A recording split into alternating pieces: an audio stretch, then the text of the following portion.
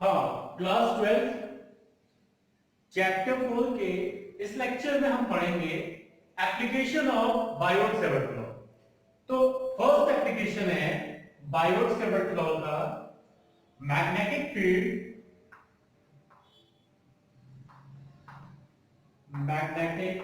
Field due to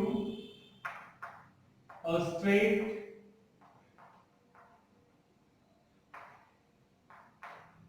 current carrying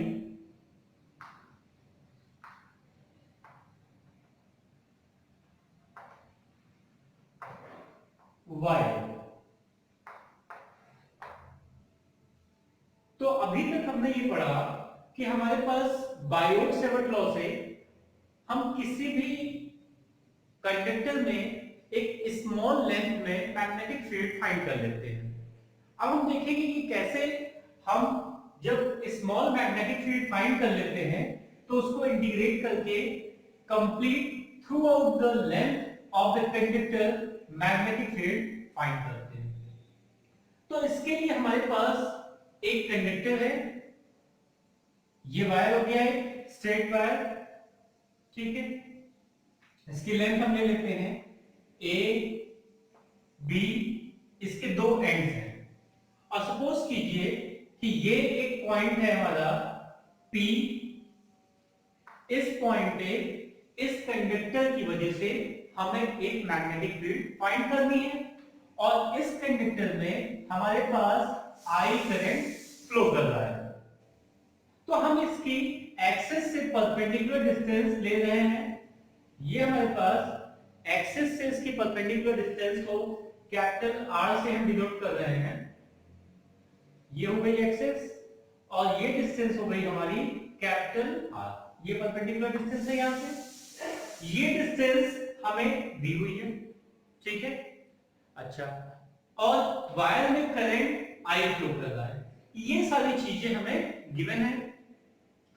अब देखिए Biot-Savart ने हमें ये बताया कि हमें एक स्मॉल एलिमेंट यहां पे चूज करना होगा जो एलिमेंट इस पर मैग्नेटिक फील्ड फॉर्म कर रहा है, ठीक है। तो हमने यहां पे एक स्मॉल एलिमेंट ले लिया दैट इज DL और DL में जो करंट फ्लो कर रहा है वो I हो गया। सो हमारे पास यहां पे करंट एलिमेंट जो मैग्नेटिक फील्ड का सोर्स है वो हो गया IDL। अच्छा, अब देखिए यहां पे एक प्रॉब्लम ये आ रही है कि ये जो पॉइंट हमारा P है, ये पॉइंट यहां भी हो सकता है, यहां भी हो सकता है, एक्सिस पे भी हो सकता है, यहां पे भी हो सकता है, कहीं पे भी हो सकता है। तो इस पॉइंट की लोकेशन को फिक्स करने के लिए हम इसके वायर के दो एंड से इसके एलिवेशन को फिक्स कर रहे हैं। तो यहां से हम ये सपोज कर रहे हैं कि ये जो एंगल फॉर्म हो रहा है दिस एंगल इज phi 1 और दूसरे एंड से जो एंगल फॉर्म हो रहा है दैट इज phi 2, ठीक है। अब अगर ये थोड़ा सा ऊपर जाएगा phi शिफ्ट हो जाएगा, phi 2 उसी अकॉर्डिंग चेंज हो जाएगा। मतलब एक एंड से और दूसरे एंड से हमने इसके को एंगल्स के टर्म में रिप्रेजेंट कर दिया कि इसकी पोजीशन यहां से फिक्स हो जाए। अच्छा, इसके बाद देखिए ये डिस्टेंस तो हमारी कैपिटल R हो गई। अब हमें क्या चाहिए, हमें जो करंट एलिमेंट हमने लिया है वहां से इसकी डिस्टेंस चाहिए। तो सपोज कर लेते हैं कि ये जो करंट एलिमेंट है हमारा, ये यहां से इसकी डिस्टेंस है स्मॉल r और ये एंगल बना रहा है थीटा, ठीक है। तो ये सारी चीजें हो गई हमारे पास कि ये करंट एलिमेंट से ये पॉइंट r डिस्टेंस पे है स्मॉल r और ये angle current element position vector के साथ एंगल थीटा यहां पे बना रहा है। तो इसकी वजह से यहां जो मैग्नेटिक फील्ड बनेगी that is dB, small magnetic field बनेगी, ठीक है। अब यहां पे हम ये देख रहे हैं कि ये जो करंट एलिमेंट है ये इसके साथ जो एंगल बना रहा है दैट एंगल इज phi और ये phi एंगल वेरिएबल है। अगर ये पॉइंट ऊपर थोड़ा चला जाएगा फाई चेंज हो जाएगा, नीचे आएगा तो फाई चेंज हो जाएगा। इसका मतलब ये जो एंगल है हमारा, ये एंगल करंट एलिमेंट इस पॉइंट के साथ पोजीशन वेक्टर को मिलाते हुए एंगल फाई बना रहा है। यहाँ पे एंगल्स को बहुत ध्यान से देखिएगा क्योंकि एंगल्स में कुछ वर्क हमें करना है। अब देखिए हमारे पास फॉर्मूला क्या है। हमारे पास जो फॉर्मूला है that is for small magnetic field dB, और dB जो मैग्नेटिक फील्ड बन रही है वो ये करंट एलिमेंट बना रहा है। तो इसका फॉर्मूला हमने देखा, this is mu naught upon 4 pi I dl sin theta upon r square. ये बेसिक फॉर्मूला है मेरे पास। अच्छा, अब जरा यहाँ पे देखिए कि हमें क्या चीजें गिवन है। हमारे पास गिवन क्वांटिटीज में क्या है, I dl एक करंट है I, ठीक है, ये हमें दिया हुआ है। ये एक्सिस के साथ ये डिस्टेंस दी हुई है, कैपिटल R हमारे पास गिवन है, और दोनों एंड से इसकी पोजीशन जो एंगल्स के टर्म में है फाई 1 और फाई 2, ये चीजें हमें गिवन है, ठीक है। तो हमें क्या करना है, यहां पे देखिए हमारे पास dl की वैल्यू नहीं है, sin थीटा r की वैल्यू नहीं है, तो ये सारी हम यहां से डिराइव करेंगे इनकी वैल्यूज और यहां पे सब्स्टिट्यूट कर देंगे। तो इसके लिए हम क्या कर रहे हैं, सबसे पहले देखिए ध्यान दीजिए, ये हमारा जो dl लेंथ है, हम यहां से ये एंगल थीटा हो गया, यहां से एक परपेंडिकुलर इस पे ड्रॉ कर रहे हैं, ये हमारा एक परपेंडिकुलर हो गया। अच्छा, अब जरा ध्यान दीजिए, ये जो dl है ये इतना स्मॉल है कि अगर इसके इस एंड से p पॉइंट को जोड़ें और डिस्टेंस हमारे पास स्मॉल r है, तो अगर इस एंड से भी जोड़ेंगे तो डिस्टेंस हमारी स्मॉल r ही होगी। तो हम अब ये क्या करते हैं, इस एंड को यहां से ज्वाइन कर देते हैं p से, ठीक है, और ये जो एंगल बन रहा है, सॉरी ये जो एंगल बन रहा है, ये एंगल हो जा रहा हमारा d फाई। ध्यान से देखिएगा, पॉइंट्स का नाम ले लेते हैं, a b हो गया, इसको c कर लेते हैं, ये d हो गया, ये e हो गया और ये f हो गया। तो अब हम सबसे पहले, ये एंगल हमारा थीटा है, हम यहां से इस ट्रायंगल को, ट्रायंगल DEF को अलग करते हैं। तो देखिए ये हमारे पास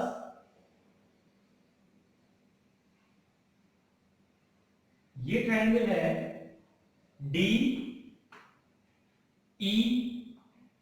और F, इसमें ये एंगल थीटा दिया हुआ है हमें, और ये दिया हुआ है, सॉरी ये 90 डिग्री है, हमने कंस्ट्रक्शन से किया।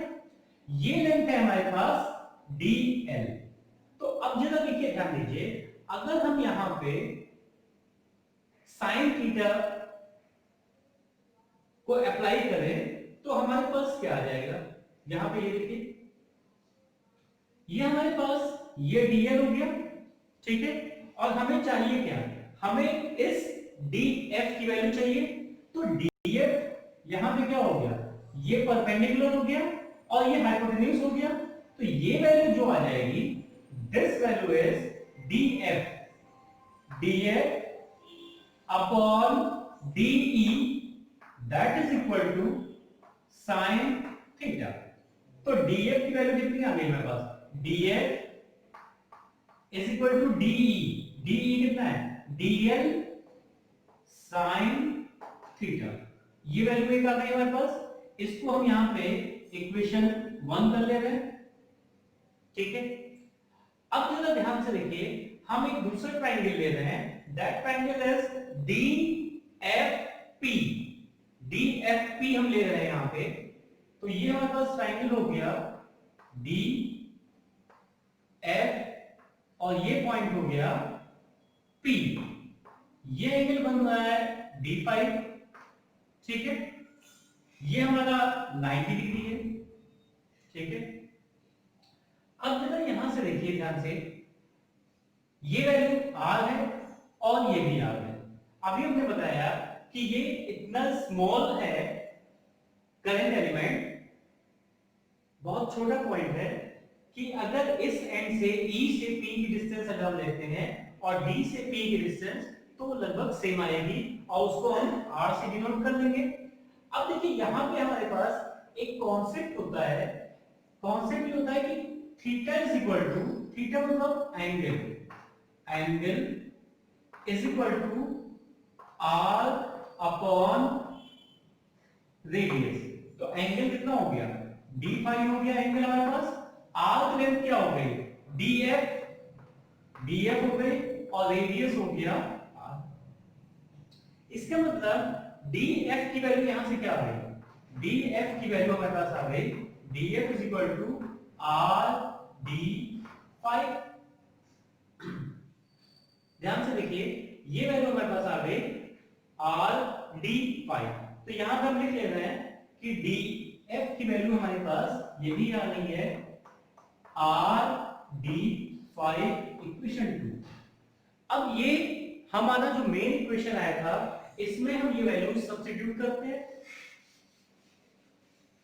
तो देखिए आईडीएल की वैल्यू क्या आ गई हमारे पास, IDL sorry DL sine theta की वैल्यू आ गई डीएफ, और डीएफ की जगह हमारे पास क्या आ गया आर डी फाई। तो अब हम इसको मॉडिफाई कर रहे हैं, ये हो गया dv is equal to mu naught upon 4 pi I as it is, dl sin theta की वैल्यू df के बराबर है, और वो हो गई r d phi, ये वैल्यू हो गई r d phi, और यहाँ पे हमारे पास है r स्क्वायर, ये एक r इसके साथ कैंसिल हो गया, तो ये वैल्यू हमारे पास आ गई dv is equal to mu naught upon 4 pi I D five upon R, ये वैल्यू आ गई। अब हम यहाँ पे एक तीसरा ट्राइंगल अपना लिखते हैं, और उस ट्राइंगल से हम कुछ वैल्यूज यहाँ पे सब्स्टिट्यूट करेंगे। तो देखिए ये ट्राइंगल हम ले रहे हैं सी ई पी, ये ट्राइंगल है हमारा सी ई, और ये पॉइंट है P। यहां पे ये एंगल हमारा बन रहा है, देखिए C P और E के साथ जो एंगल बन रहा है दैट एंगल इज फाई, ये एंगल फाई हो गया, और ये डिस्टेंस हमारे पास है r, ये डिस्टेंस है स्मॉल r। तो यहां से हम लिख सकते हैं cos फाई, cos फाई होता है बेस अपॉन हाइपोटेन्यूज, तो ये परपेंडिकुलर, ये एंगल हो गया, इसके सामने वाला ये परपेंडिकुलर हो गया, और ये हमारा बेस हो गया, इसका मतलब r अपॉन स्मॉल r, इसका मतलब ये हो गया 1 upon small r that is equal to cos phi upon capital R। तो ये वैल्यू 1 अपॉन r की जगह हम यहां पे सब्स्टिट्यूट करते हैं, तो ये वैल्यू हमारे पास आ गई dv is equal to mu not upon 4 pi I, ठीक है, और 1 अपॉन r की जगह क्या आ रहा है cos फाई अपॉन r, तो ये r हो गया, और ये हो गया cos फाई d फाई। अब देखिए सारी चीजें ऐसी हो गई जो हमें गिवन है, I पता है हमें, r डिस्टेंस भी पता थी, और एंगल भी पता है हमें, ठीक है।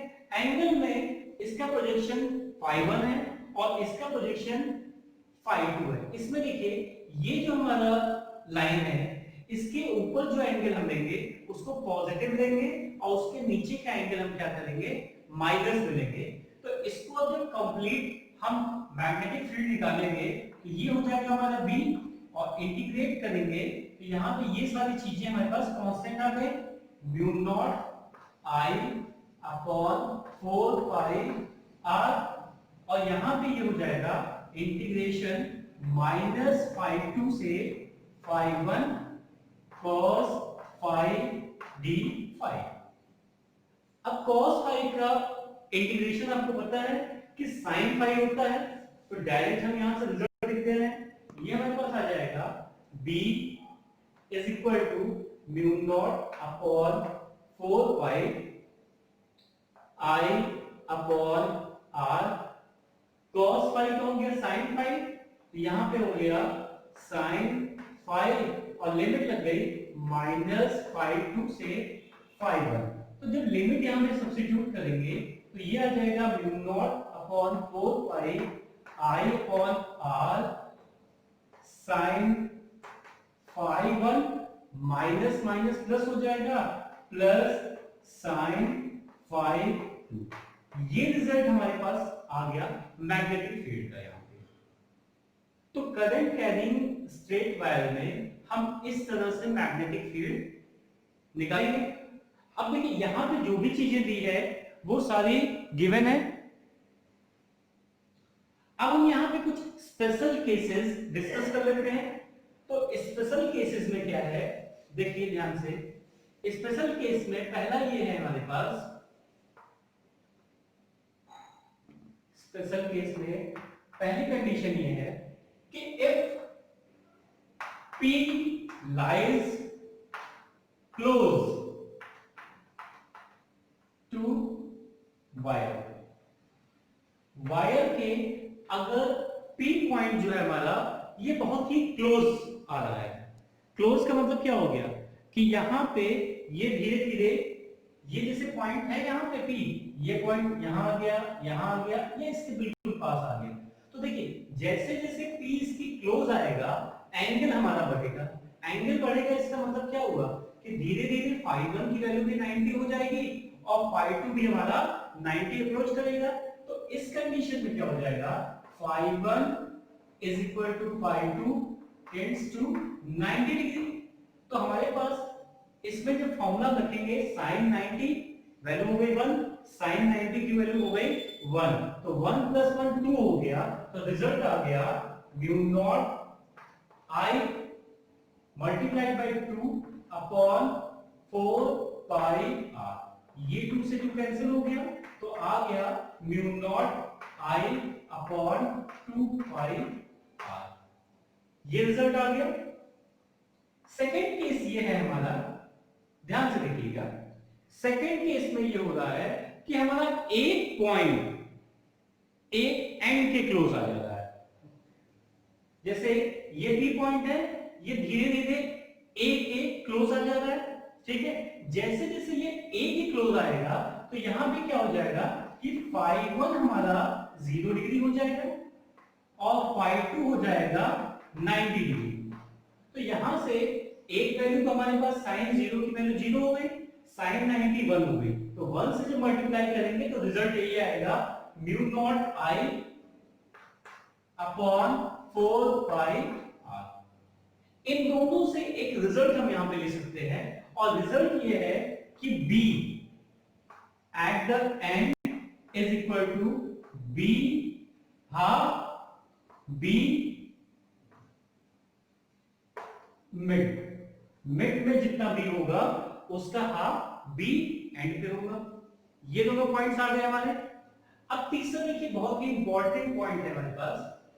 तीसरा कंडीशन इंपॉर्टेंट में क्या है कि अगर हमारा पॉइंट एक्सिस पे आ जाए, ये पॉइंट यहां पे एक्सिस पे आ जाए, तो एक्सिस पे देखिए ध्यान से, ये वायर है हमारा, ठीक है, और ये इसमें करंट फ्लो कर रहा है। अगर P पॉइंट यहां पे आ जाता है एक्सिस पे, तो ये तो इधर जो डिस्प्लेसमेंट है, एक एंगल हमारे पास कितना बन गया, ये 0 डिग्री बन गया और दूसरा एंगल बन जाएगा φ2 = 180 डिग्री।